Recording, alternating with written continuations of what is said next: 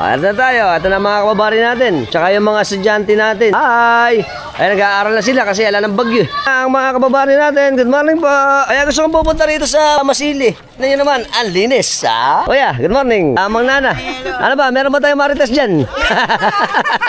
Yung ating mga punduan ng bangka. Ayan, mga bunsuran. Dahil tapos na ang lubugan at bagyuan, linisan naman. Oo nga po eh. Sa Malolos, mababa ang pagbaba ng tubig. Dito kasi pag nag-high tide, bumaba agad pag nag-low tide. Sa amin, boglu. Eto na pala yung kay Kap oh. Ganda na pala ng bahay. Eto nung nakaraan, pumunta tayo dito, ginagawa pa. Kap, eto pala si Kap, good morning po. Saka si Kapitana. Isa pala bahay natin. Kita nyo naman oh, bagay na bagay yung bahay ni Kap Arnel sa kanya oh. Ayos. Ito mo nakikita natin, ito mo pala mga plant box na at the same time functional na kasi tungtungan na para dun sa ating mga kababaryo dito na pupunta sa kanilang mga bangka.